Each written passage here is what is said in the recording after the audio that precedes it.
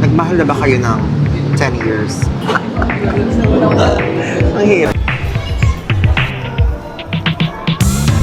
Salita naman sa Ayala, guys. Hulaan nyo kung ano papanoorin natin.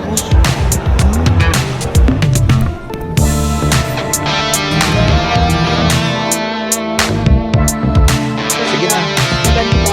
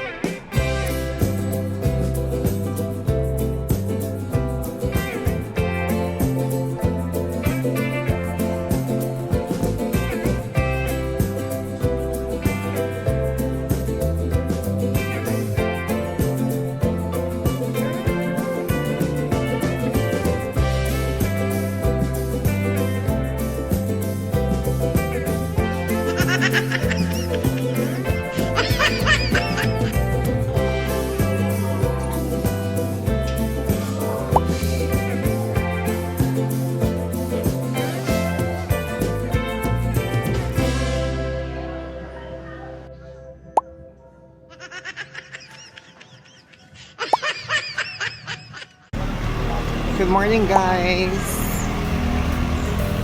Kami maglalakad na naman.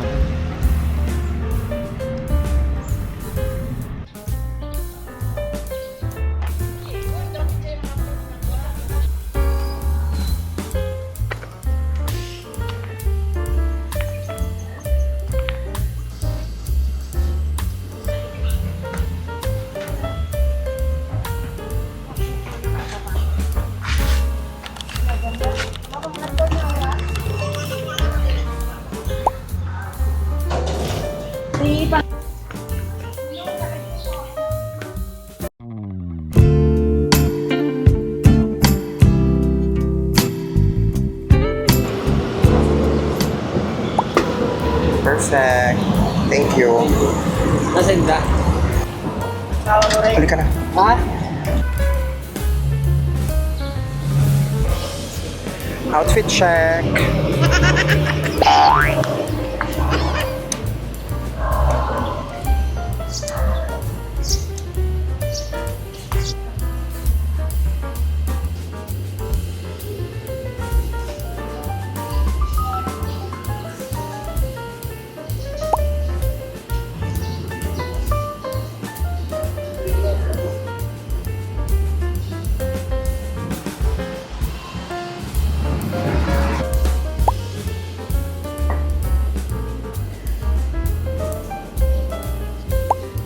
Okay na.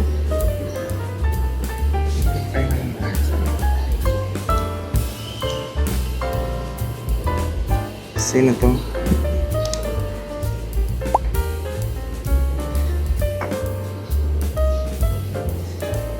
Ay, 6K pa lang. Puntahan na natin. Dito naman na tayo eh. Kung may mag-check na. May mag-check na ba ngayon? Di daw holiday ngayon, sabi ni Kim eh. Sa office, di daw naman holiday. Siya may pasok din daw. Ba't sabi holiday niya? Eh, malay mo, sa kanya lang ang holiday.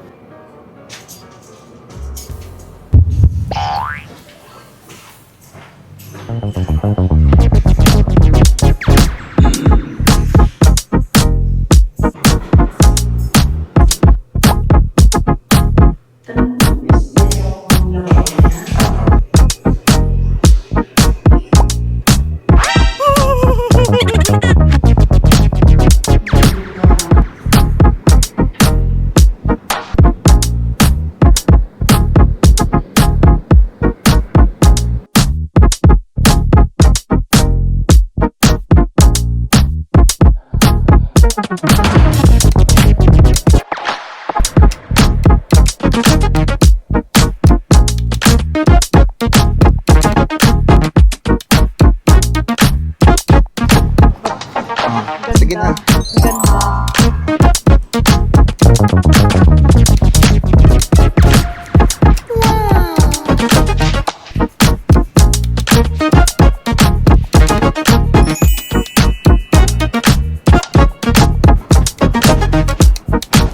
Pa-happy?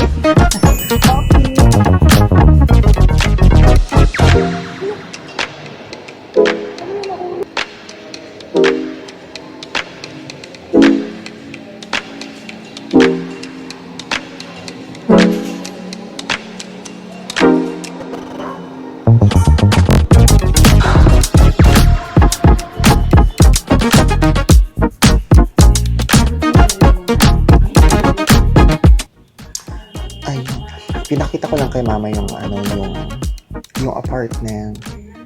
So, dito kami ngayon sa showroom.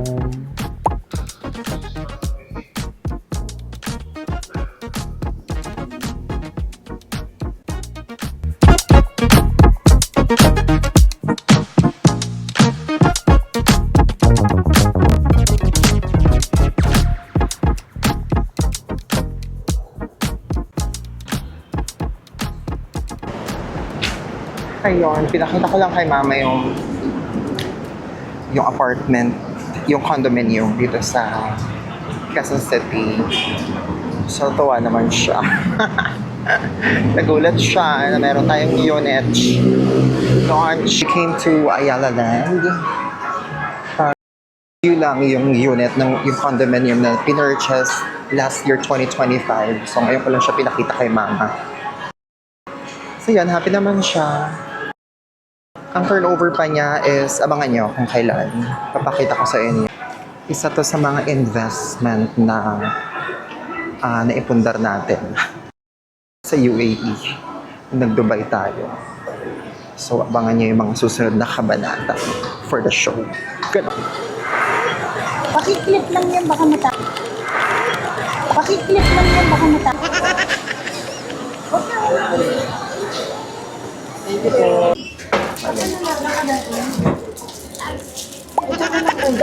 Oo. No? No sugar kasi yan. Tingnan. Pa-Friday pa yan. No?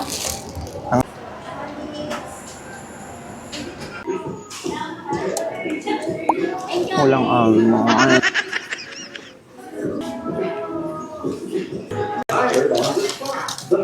don't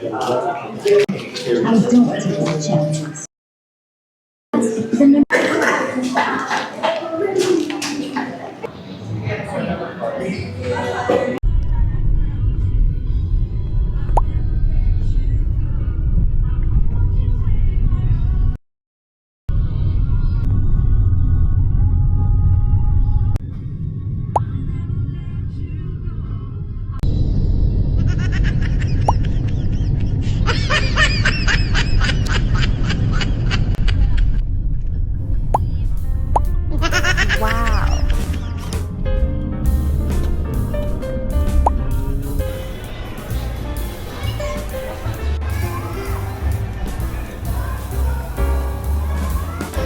Guys, muna lang tayo ng sine. Need to be there at 4:30 a.m. So, sa Ayala, muna lang tayo ng sine. Hinahabol natin yung sine, guys. It's 4:30. Late na tayo. Hulaan nyo kung ano papanoorin natin. Mali ako. Ano ko 4:30? 6:30 daw. So, punta na lang tayo ng Aspen. Lapit lang naman siya dito sa tabi. May nadaanan ako mga Louis Vuitton, mga pre-love dito sa Ayala. Pakita ko sa inyo na time yung mga collections natin. Malay nyo, mga gustuhan nyo din siya. Nice may 450. Tingnan natin yung 415 na. Kahabol pa tayo. Start ka.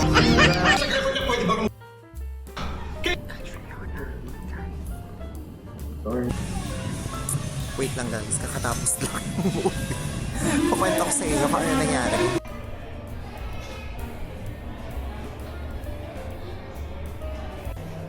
Outfit check.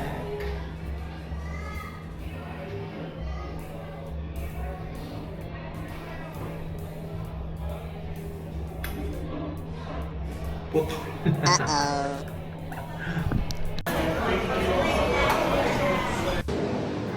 So ayun na nga, katatapos lang ng movie ng The Loved Ones.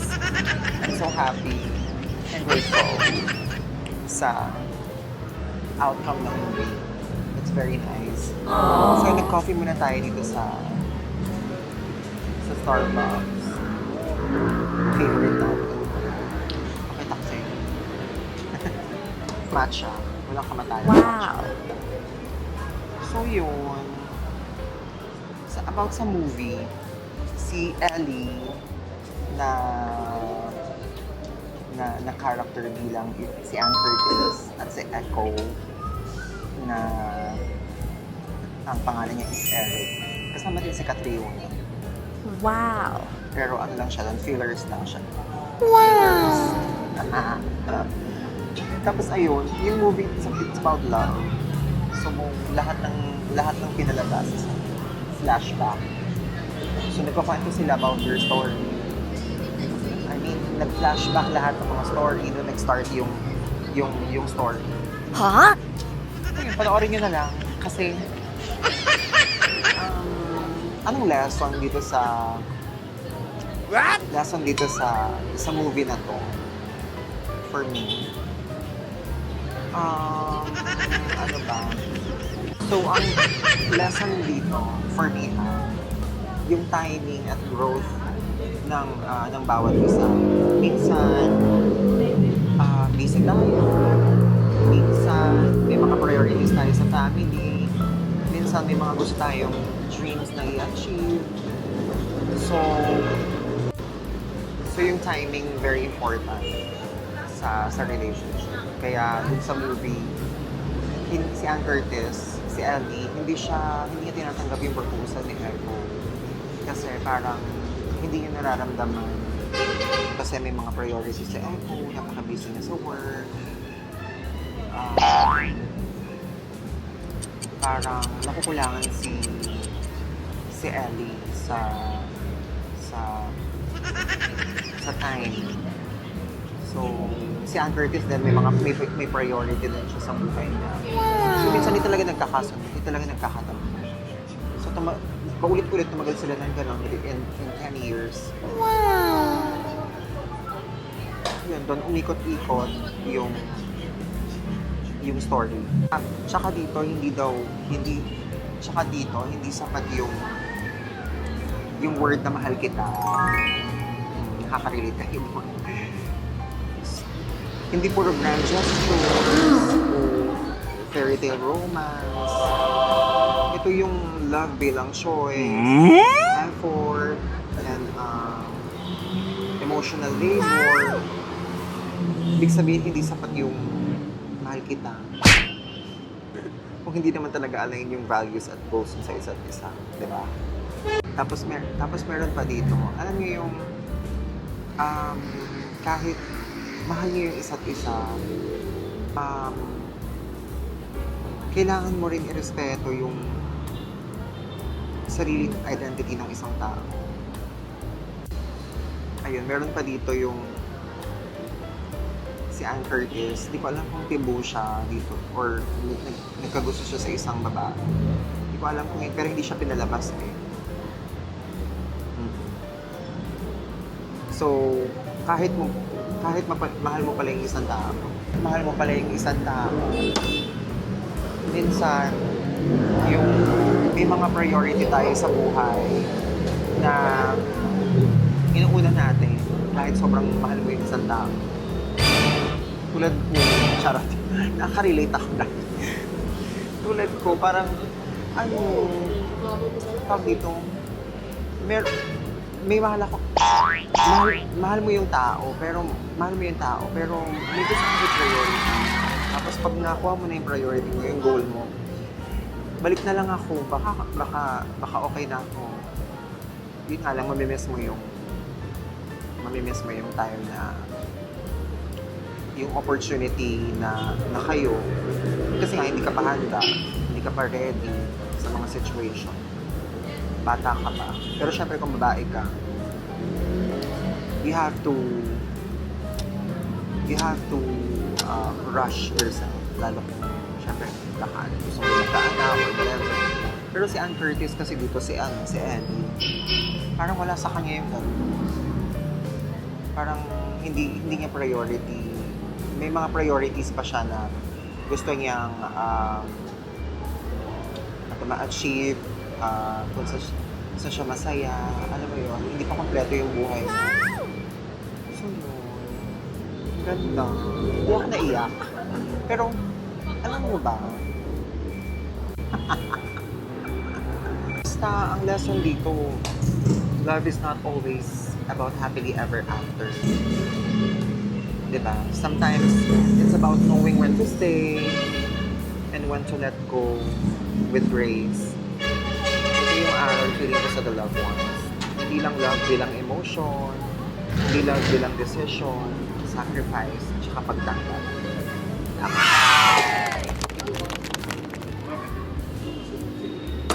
Hey you guys, nagmahal na ba kayo ng 10 years? Or kahit 8 years, 5 years, 2 years, pero hindi ka pa handa? Ang hirap. Kung may mga priorities kayo sa buhay, ako bilang isang OFW.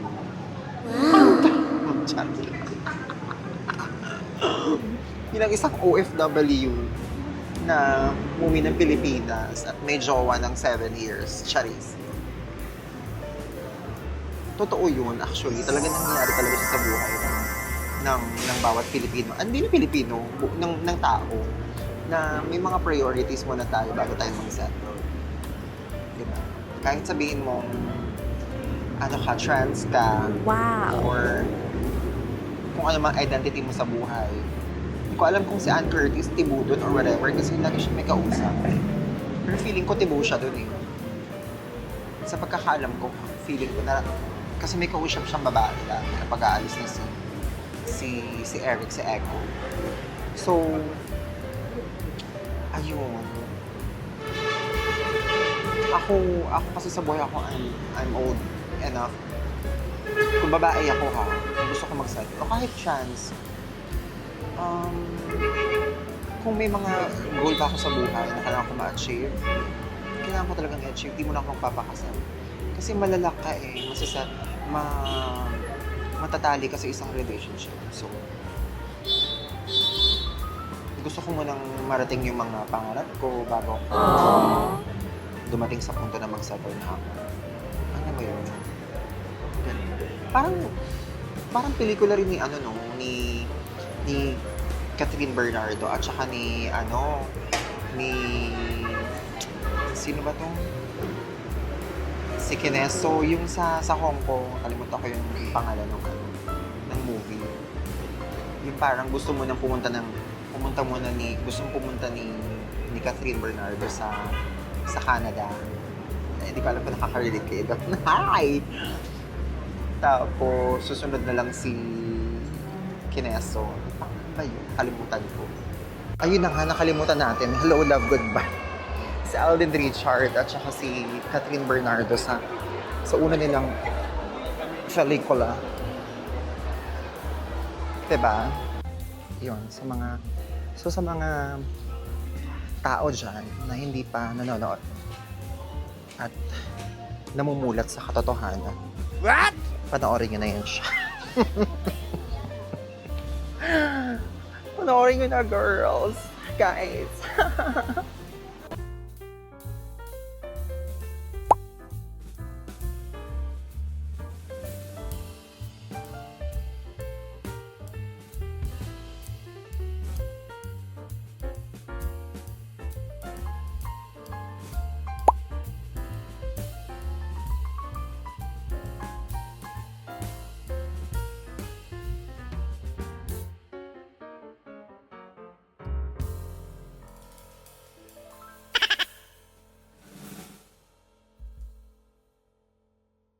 Hi guys, maraming salamat po pala sa mga nag-subscribe kahit kukunti pa lang tayo.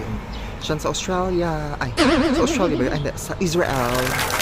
Mga kaibigan ni Kuya, maraming salamat sa panonood. Sana spread niyo pa ang wings. Charing. Yung mga kaibigan ko sa Dubai yan, mga friends, subscribe, like, share, please. Siyempre, of course, ito sa Philippines. Yung pinakamarami nating viewer sa Philippines. Thank you so much. Kung gusto niyo pa makakita ng maganda, sexy, charing, na Russian, na mukhang halimaw, mag-subscribe na kayo, mag-comment, mag-like, and i-share, chares. I-share din na girls, diba? And boys. Bye-bye!